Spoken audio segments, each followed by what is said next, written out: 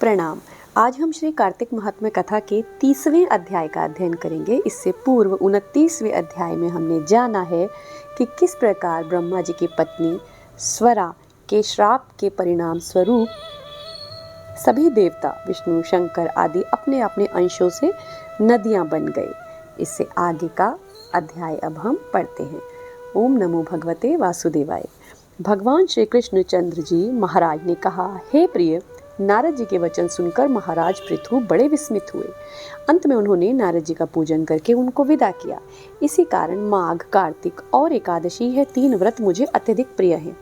वनस्पतियों में तुलसी, महीनों में कार्तिक, तिथियों में एकादशी और क्षेत्रों में श्री द्वारका जी मुझे बहुत प्रिय हैं।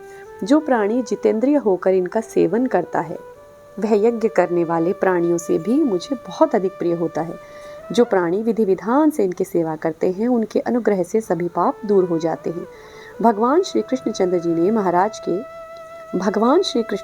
महाराज के वचन सुनकर सत्यभामा जी बोली, हे नाथ, आपने ये बड़ी आश्चर्यजनक बात कही है कि दूसरे के लिए पुण्य के फल से कलह की मुक्ति हो गई। यह प्रभावशाली कार्तिक मास आपको अत्यधिक प्रिय है कि जिसे पतिद्रोह का पाप केवल स्नान के पुण्य से ही नष्ट हो गया। दूसरे प्राणी द्वारा किया हुआ पुण्य उनके देने से कैसे मिल जाता है, यह आप मुझे बतलाइए। इस पर भगवान श्री कृष्णचंद्र जी महाराज ने कहा, बिना दिया हुआ पुण्य और पाप जिस कर्म द्वारा मिलता है सो सुनो। सतयुग में देश, ग्राम तथा कुलों का दिया पुण्य या पाप मिलता था, किंतु कलयुग में केवल कर्ता को ही पाप और पुण्य का फल भोगना पड़ता है। संसर्ग न करने पर भी यह व्यवस्था कही गई, और संसर्ग जैसे पाप व पुण्य दूसरे को कैसे मिलते हैं इसकी व्यवस्था भी सुनो। पढ़ाना, यज्ञ कराना और एक साथ भोजन करने से पाप पुण्य का आधा फल मिलता है। एक आसन पर बैठने तथा एक सवारी चढ़ने से, श्वास के आने जाने से पुण्य व पाप का चौथा भाग प्राणी मात्र को मिलता है। स्पर्श करने, भोजन करने और दूसरे की स्तुति करने से पुण्य और पाप का 6वां भाग मिलता है। दर्शन करने, सुनने तथा ध्यान करने से मनुष्य को पुण्य और पाप का 10वां अंश मिलता है। दूसरे की निंदा, चुगली और धिक्कार करने से उसका 100वां भाग मिलता है। पुण्य करने वाले मनुष्य की जो कोई सेवा करता है वो सेवा का भाग लेता है और अपना पुण्य उसे देता है। स्त्री, नौकर और शिष्य के अतिरिक्त जो मनुष्य दूसरे से सेवा करवाकर उसको पैसा नहीं देता तो वो सेवक उसके पुण्य का भागी होता है।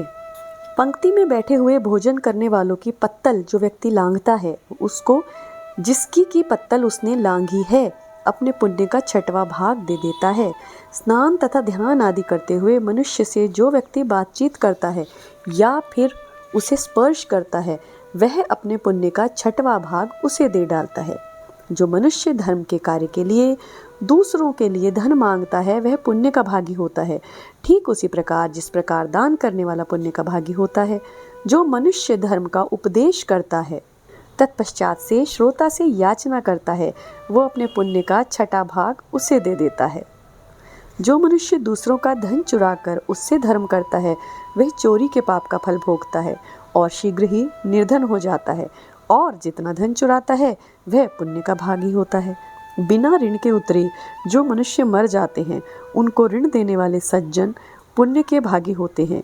शिक्षा देने वाला, सलाह देने वाला, सामग्री को जुटाने वाला तथा प्रेरणा देने वाला, यह सब पाप और पुण्य के 6ठे भाग को प्राप्त करते हैं।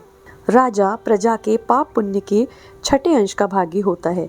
गुरु शिष्यों का, पति पत्नी का, पिता पुत्र का, स्त्री पति के किए हुए पुण्य का 6वां भाग पाती है। पति को प्रसन्न रखने वाली आज्ञाकारिणी स्त्री पति के किए हुए पुण्य का आधा हिस्सा लेती है। जो पुण्य आत्मा पराये लोगों को दान करता है वो उनके पुण्य का 6वां भाग प्राप्त करता है। जीविका देने वाला मनुष्य जीविका ग्रहण करने वाले मनुष्य के पुण्य के 6वें भाग को प्राप्त करता है। इस प्रकार दूसरों के किए हुए पुण्य अथवा पाप बिना देने के भी दूसरे को मिल सकते हैं, किंतु यह नियम जो कि मैंने बतलाए हैं कलयुग में लागू नहीं होते। कलयुग में तो एकमात्र कर्ता को ही अपने पाप और पुण्य भोगने पड़ते हैं। इस संबंध में एक बड़ा पुराना इतिहास जो कि पवित्र भी है और बुद्धि देने वाला भी कहता हूँ, ध्यान पूर्वक सुनो। यहाँ पर श्री कार्तिक महात्म्य कथा का 30वां अध्याय संपन्न होता है। ओम नमो भगवते वासुदेवाय। प्रणाम।